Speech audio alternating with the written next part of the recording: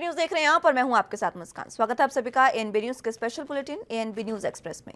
तो रुक करेंगे देश दुनिया की तमाम बड़ी खबरों का फटाफट अंदाज में। संसद के शीतकालीन सत्र के दौरान मंगलवार को 12 सांसदों के निलंबन के मुद्दे को लेकर विपक्षी दलों के सदस्यों ने लोकसभा और राज्यसभा में जमकर हंगामा किया और सदन में सत्ता पक्ष और विपक्ष में जमकर टकराव भी देखने को मिला। लोकसभा की कार्यवाही शुरू होते ही विपक्षी दलों ने कई मुद्दों पर हंगामा शुरू किया।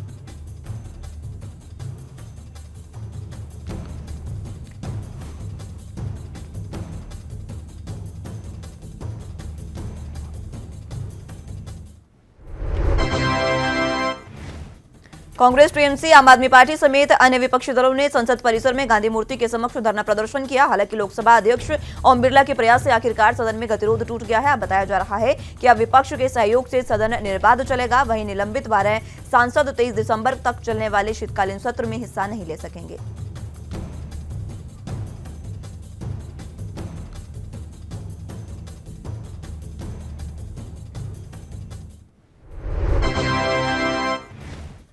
संसद के शीतकालीन सत्र के दूसरे दिन सांसदों के निलंबन को लेकर जमकर हंगामा हुआ। विपक्षी सांसदों ने 12 सांसदों के निलंबन को लेकर गैरकानूनी बताते हुए लोकसभा और राज्यसभा से वॉकआउट कर दिया। इसके बाद विपक्षी नेताओं ने राज्यसभा अध्यक्ष वेंकैया नायडू के साथ मुलाकात कर निलंबन वापस लेने की अपील की।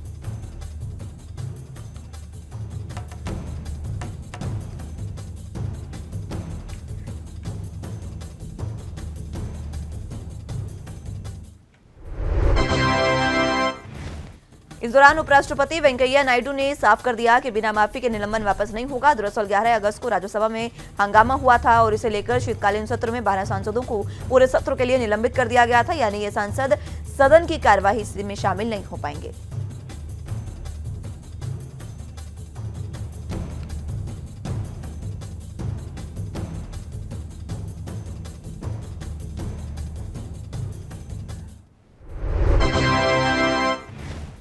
इस मुद्दे पर सदन में जमकर हंगामा हुआ। विपक्षी सांसदों ने वॉकआउट के बाद सदन में गांधी प्रतिमा के बाद विरोध प्रदर्शन किया। कांग्रेस नेता मल्लिकार्जुन खड़गे के नेतृत्व में 8 विपक्षी पार्टियों ने नेता वेंकैया नायडू से मिली और सांसदों के निलंबन को वापस लेने की अपील की। हालांकि वेंकैया नायडू ने साफ कर दिया कि बिना माफी के ये संभव नहीं होगा।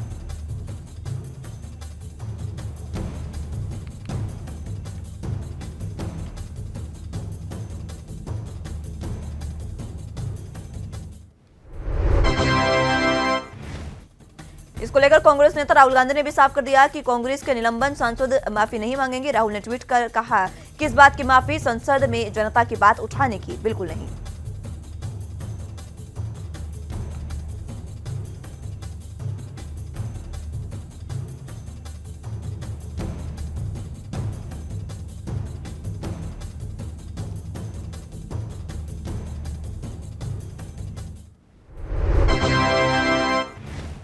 इससे पहले सोमवार को शीतकालीन सत्र के पहले दिन दोनों सदनों में बिना चर्चा के 3 कृषि कानून बिलों को विधेयक पारित किया गया था। विपक्ष ने आरोप लगाया कि सरकार ने बिना चर्चा किए इन कानूनों को वापस ले लिया है और इस सत्र में सरकार करीब 26 विधेयक पेश करने जा रही है, जिसमें बिजली पेंशन वित्तीय सुधार से संबंधित कम से कम आधा दर्जन से अधिक विधेयक शामिल है।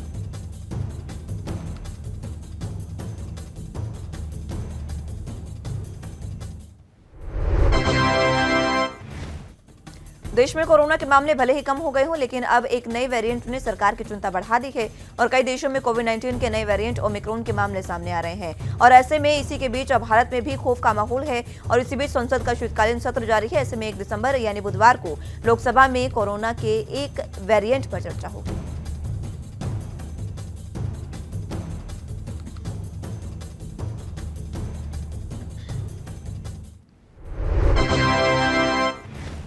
सूत्रों से मिली जानकारी के मुताबिक लोकसभा के शीतकालीन सत्र में नियम 193 के तहत बुधवार को कोविड-19 पर चर्चा होगी और इस दौरान केंद्रीय स्वास्थ्य मंत्री मनसुख मांडविया सवालों के जवाब देंगे।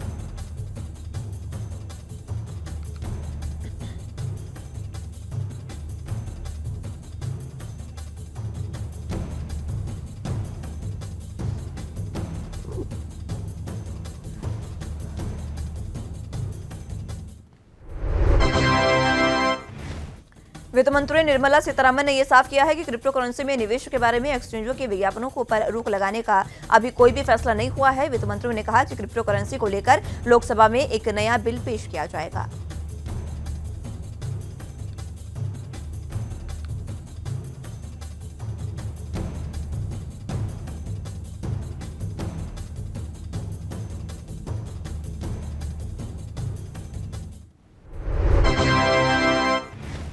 गौरतलब हो कि क्रिप्टो करेंसीज पर जब सख्ती बरतने की तैयारी हो रही है तो ये सवाल उठाया जाने लगा है कि आकर्षक रिटर्न देने के इनके विज्ञापनों पर भी रोक लगाई जानी चाहिए, लेकिन वित्त मंत्री ने फिलहाल ऐसी किसी संभावना से इनकार कर दिया है।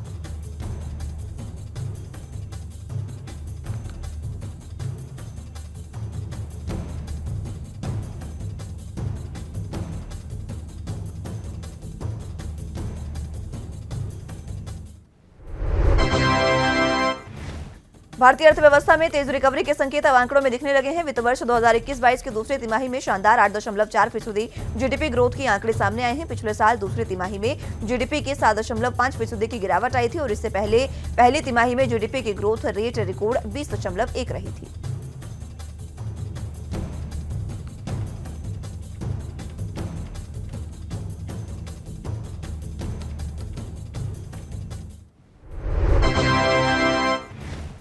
जीडीपी किसी भी देश की आर्थिक सेहत को मापने का सबसे सटीक पैमाना है। जीडीपी में तेज रिकवरी से इकोनॉमी की गाड़ी पटरी पर लौटने के संकेत मिल रहे हैं। गौरतलब हो कि कोरोना संकट की वजह से भारतीय अर्थव्यवस्था को तगड़ा झटका लगा था।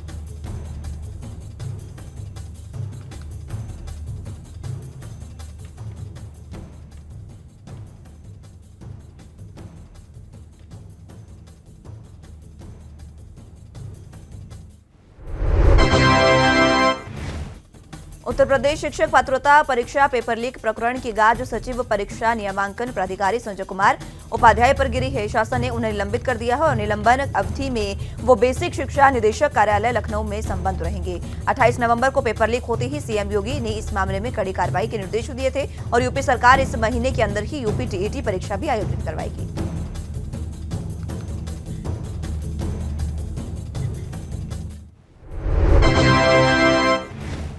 सचिव परीक्षा नियामक को शांतिपूर्ण, नकलविहीन और शांतिपूर्ण ढंग से यूपी टीईटी ने न किए जाने का प्रथम दृष्टया दोषी पाया गया है। गौरतलब हो कि 28 नवंबर को 2 पालियों में प्रस्तावित यूपी टीईटी का पेपर लीक होने के कारण परीक्षा निरस्त कर दी पड़ी थी और इससे सरकार को काफी किरकिरी भी हुई थी। परीक्षा में 21 लाख से ज्यादा अभ्यर्थियों भी शामिल हुए थे।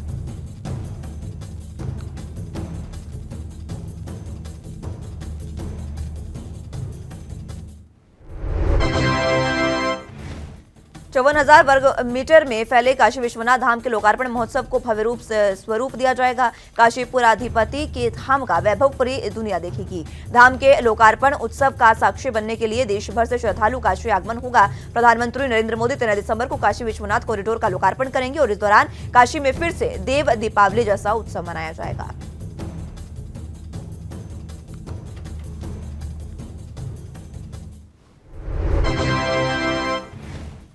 अभी लोकार्पण की तैयारियों का निरीक्षण करने आए सीएम ने कहा कि इन दिन लोग अपने घरों में विशेष सफाई के साथ ही दीप अवश्य जलाएं और इसके लिए काशी के परिवारों के साथ संवाद स्थापित किया जाएगा। उन्होंने कहा कि 1969 के बाद अहिल्याबाई होलकर द्वारा श्री काशी विश्वनाथ मंदिर में पुनरुद्धार के लगभग 352 वर्ष के बाद प्रधानमंत्री नरेंद्र मोदी ने संकल्प के साथ श्री काशी विश्वनाथ धाम का पुनरुद्धार कराया है।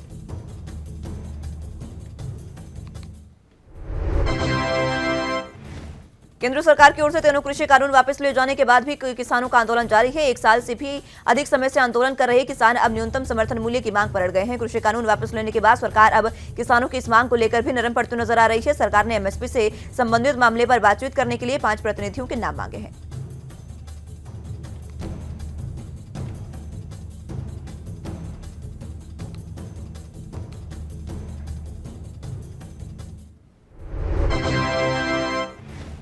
सरकार की ओर से की गई इस पहल के बाद पंजाब में 32 किसान संगठन अपनी तरफ से 2 नाम का सुझाव दे सकते हैं। जानकारी के मुताबिक सरकार और एसकेएम के बीच 19 नवंबर से ही बैंक चैनल के जरिए वार्ता शुरू हो गई थी और सरकार ने आज एसकेएम के 5 सदस्यों के नाम मांगे हैं जिन्हें एमएसपी को लेकर बनने वाली कमेटी में शामिल किया जा सके।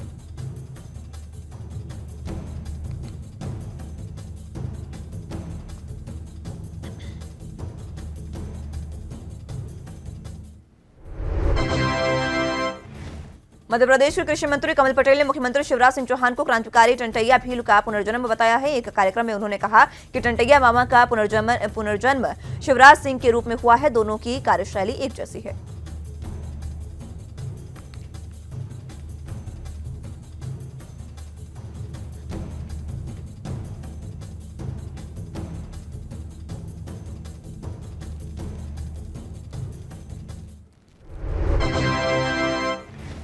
पंजाब के वित्त मंत्री मनप्रीत सिंह बादल आज बठिंडा पहुंचे, जहां उन्होंने परशुराम चौक में बने एक सरकारी स्कूल का उद्घाटन किया। मनप्रीत सिंह बादल ने कहा कि मुख्यमंत्री चरणजीत सिंह चन्नी ने प्रधानमंत्री नरेंद्र मोदी को चिट्ठी लिखी है कि केंद्र सरकार और राज्य सरकार मिलकर कर्जा मुक्ति का प्लान बनाए, जिससे देश भर के किसानों का कर्जा माफ हो सके। केंद्र की ओर से ऐसी कोई स्कीम नहीं बनाई जाती है, तो पंजाब सरकार उनमें शामिल होने के लिए तैयार है।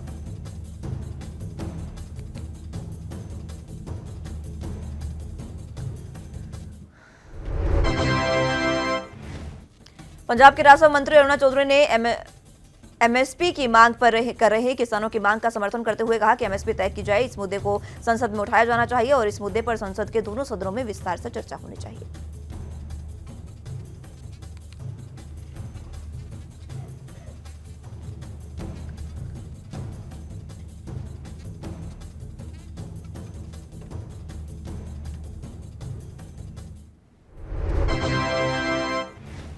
पंजाब के मेडिकल शिक्षा और अनुसंधान मंत्री डॉक्टर राजकुमार विरका ने कोरोना के नए वेरिएंट से निपटने और इस संबंध में प्रभावी जागरूकता मुहिम आरंभ करने के लिए विभाग के सीनियर अधिकारियों को निर्देश दिए हैं।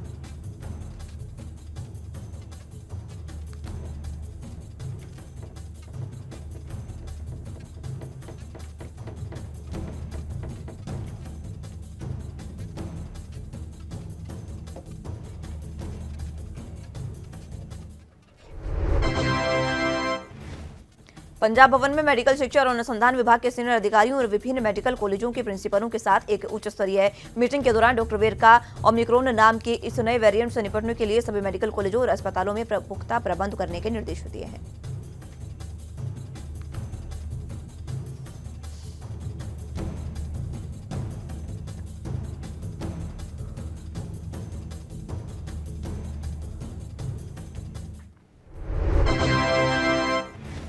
लेफ्टिनेंट जनरल मनोज कुमार मागू ने नेशनल डिफेंस कॉलेज में 34वें कमांडेंट के तौर पर पद संभाल लिया है। कमांडेंट एनडीसी का पद संभालने से पहले प्रतिष्ठित 10 कोर की कमांड संभाल रहे थे। लुधियाना के रहने वाले लेफ्टिनेंट जनरल मागो भारतीय मिलिट्री अकेडमी के छात्र रह चुके हैं।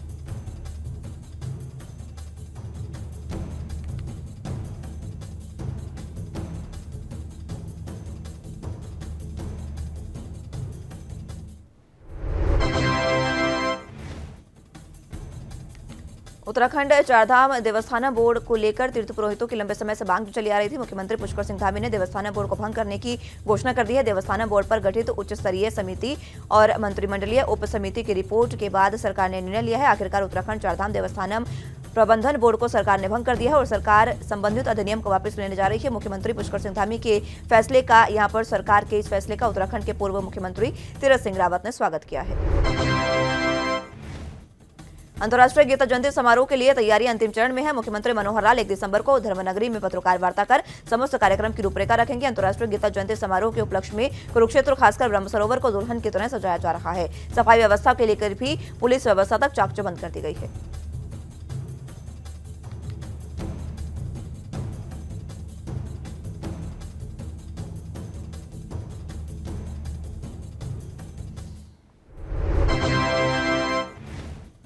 पंजाब के सीएम चरणजीत सिंह चन्नी ने प्रधानमंत्री नरेंद्र मोदी को चिट्ठी लिखी है, जिसमें उन्होंने केंद्र सरकार को किसानों का पूरा कर्जा माफ करने की अपील की है। सीएम चन्नी ने कहा कि केंद्र सरकार अगर इस कर्ज को माफी के मुद्दे पर पहल करती है तो पंजाब की सरकार अपना हिस्सा देने के लिए तैयार है।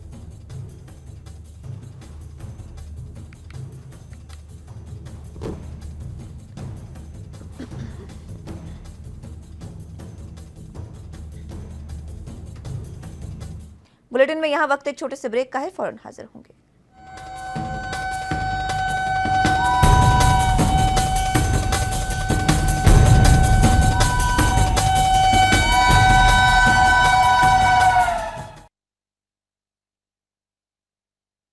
ब्रेक के बाद एक बार फिर से रुक करेंगे देश दुनिया के तमाम बड़ी खबरों का फटाफट अंदाज में। उत्तराखंड में सियासी घमासान लगातार जारी है और इसके चलते सियासी पार्टियों में वार पलटवार का दौर भी लगातार जारी है। इसी बीच ऋषिकेश पहुंचे प्रदेश के पूर्व मुख्यमंत्री हरीश रावत ने कांग्रेस को टिकट मांग रहे सभी प्रत्याशियों को नसीहत देते हुए कहा कि टिकट अभी किसी को फाइनल नहीं हुई है, सभी टिकट मांगने वाले पार्टी को मजबूत करने का काम करें।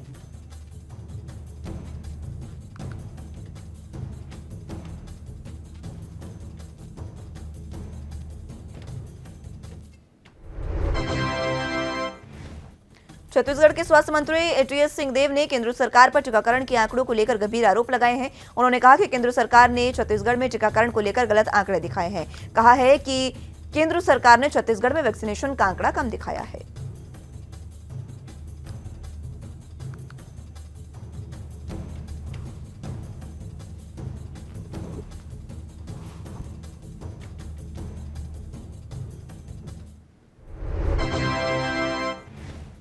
ओमिक्रॉन वेरिएंट के हरियाणा में फैलने की स्थिति से निपटने के लिए हरियाणा के गृह मंत्री और स्वास्थ्य मंत्री अनिल विज की प्रतिक्रिया सामने आई है।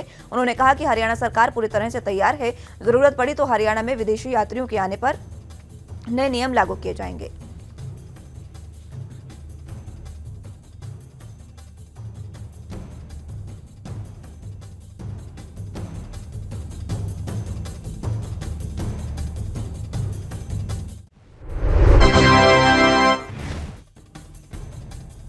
दिल्ली के मुख्यमंत्री अरविंद केजरीवाल ने प्रेस कॉन्फ्रेंस कर जानकारी दी है कि ओमिक्रॉन वेरिएंट को देखकर संबंधित अधिकारियों से मुलाकात कर तैयारियों का जायजा लिया जाएगा। और सीएम ने बताया कि करीब 30,000 ऑक्सीजन बेड्स तैयार कर लिए गए हैं, जिसमें से लगभग 10,000 आईसीयू बेड्स हैं और इसके अलावा 6,800 आईसीयू बेड्स निर्माणाधीन हैं, जो फरवरी तक तैयार हो जाएंगे।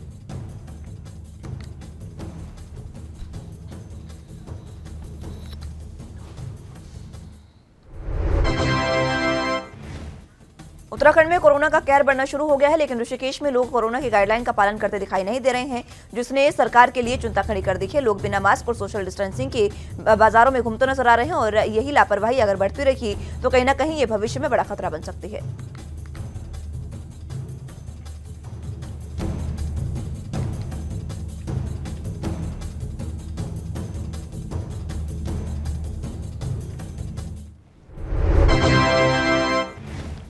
जेजेपी के बाद अब बीजेपी ने भी देश में किसानों पर दर्ज मुकदमों को वापस लिए जाने की बात कही है। दरअसल हरियाणा बीजेपी के प्रदेश अध्यक्ष ओम प्रकाश धनखड़ ने कहा कि वो और उनकी पार्टी भी चाहती है कि किसानों पर दर्ज मुकदमे वापस लिए जाएं।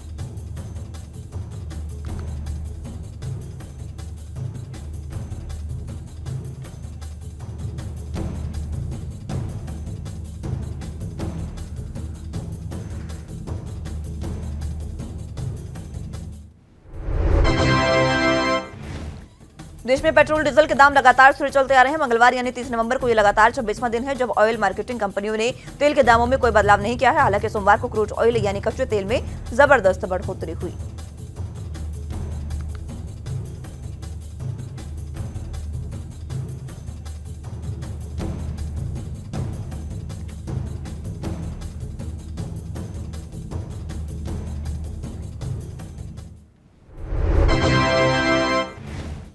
अलग अलग शहरों में पेट्रोल डीजल की बात करें तो दिल्ली में जहां पेट्रोल 103.97 रुपए प्रति लीटर बिक रहा है, तो वहीं डीजल की कीमत 86.67 रुपए पर बनी हुई है। मुंबई और भोपाल में पेट्रोल अभी भी काफी महंगा है।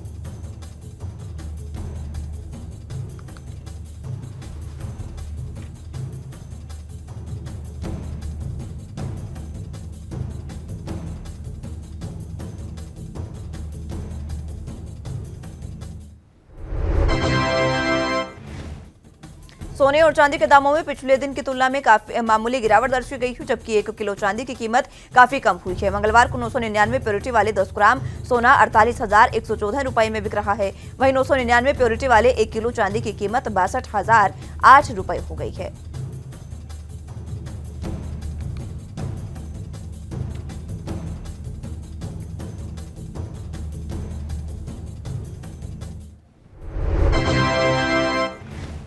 सोने और चांदी के दाम दिन में 2 बार जारी किए जाते हैं। मंगलवार को जारी किए गए दामों के अनुसार 995 शुद्धता वाला 10 ग्राम सोना 47,921 रुपए में मिल रहा है, जबकि 916 प्योरिटी वाला गोल्ड 44,072 रुपए में बिक रहा है।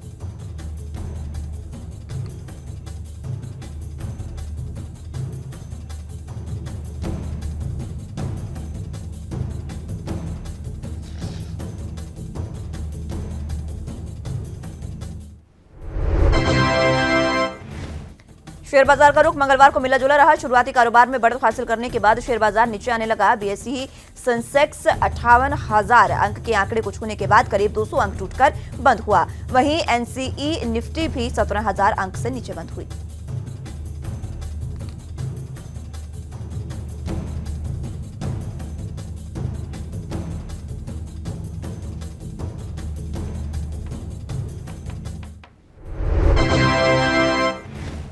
बीते सप्ताह शुक्रवार को सेंसेक्स 1688 अंक की बड़ी गिरावट के साथ बंद हुआ। ऐसे में सोमवार को जब बाजार खुला तो वहां तेजड़िया रुख देखने को मिला और मंगलवार को भी कारोबारियों की शुरुआत जो है वो रुख में बरकरार रही, लेकिन सेंसेक्स और निफ्टी दोनों ही तेजी के साथ खुले थे, बाद में गिरावट के साथ बंद हुए।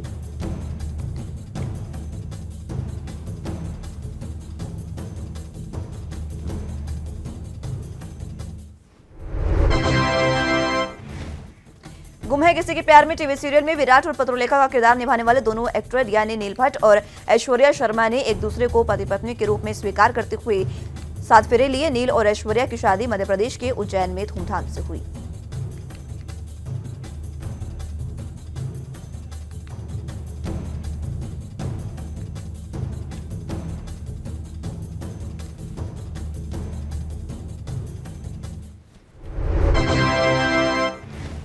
मुंबई में दूल्हा नील अपने बारात लेकर सोमवार को ही उज्जैन पहुंच गए थे। सोमवार को हल्दी और संगीत की रस्म के बाद आज दोनों एक्टरों ने शादी के लिए 7 फेरे लिए। नील भट्ट के घोड़ी पर चढ़कर बारात ले जाने से लेकर फेरों तक की बैठी हुई ऐश्वर्या की वीडियो तक सोशल मीडिया पर इन दोनों के फैंस ने काफी वीडियो शेयर किए हैं।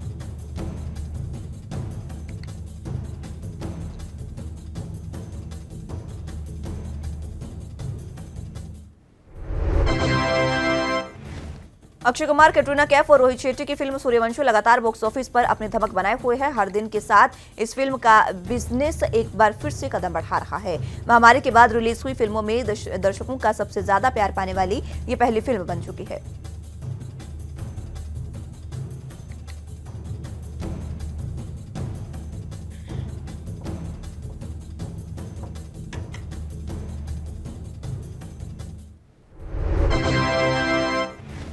सूर्यवंशी की कमाई को देखते हुए कहा जा सकता है कि जल्द ही ये 200 करोड़ क्लब में शामिल हो सकती है। कुल मिलाकर अक्षय कुमार और कैटरीना कैफ की जोड़ी ने धमाल मचा दिया है। अक्षय कुमार की सूर्यवंशी ने 25वें दिन यानी सोमवार को भी 1 करोड़ का बिजनेस कर लिया है।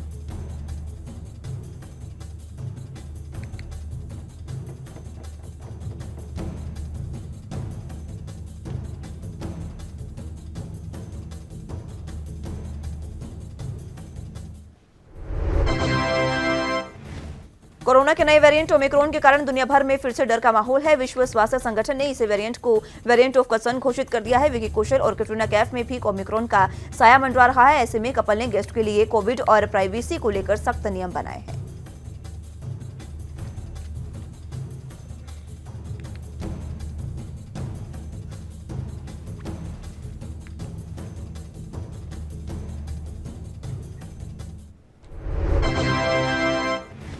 रिपोर्ट के मुताबिक विकी कौशल और कैटरीना कैफ राजस्थान में होने वाली अपनी शादी के लिए खास तैयारी कर रहे हैं। कपल ने अपनी टीम को दिशा निर्देश दिए हैं। सबसे पहले कपल की टीम पता लगाएगी कि कितने गेस्ट को वैक्सीन लग चुकी है। जिन गेस्ट को 1 डोज लगी है उन्हें शादी से 48 घंटे पहले टेस्ट करवाना होगा।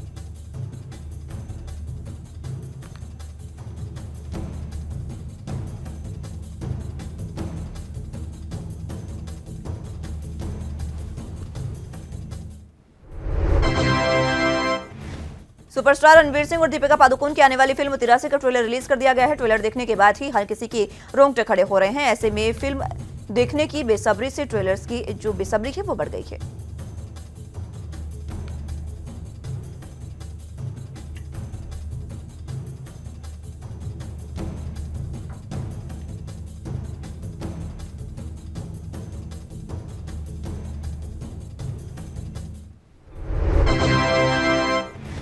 ट्रेलर में रणवीर सिंह और कपिल देव में हर कोई कंफ्यूज होने वाला है। रणवीर सिंह ने कपिल देव के किरदार में भी जान डालकर साबित कर दिया है कि उनके लिए एक्टिंग से बड़ा और कुछ भी नहीं।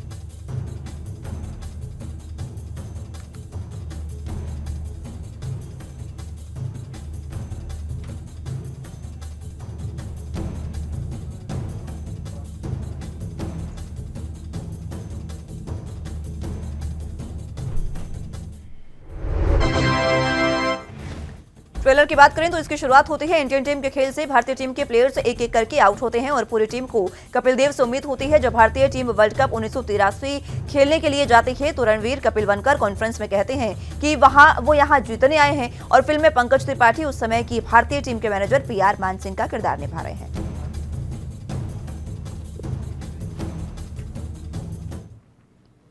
फिलहाल के लिए एनबी न्यूज एक्सप्रेस में मेरे साथ बस इतना ही। देश दुनिया के तमाम बड़ी खबरों के लिए आप जुड़े रहिए एनबी न्यूज के साथ। नमस्कार।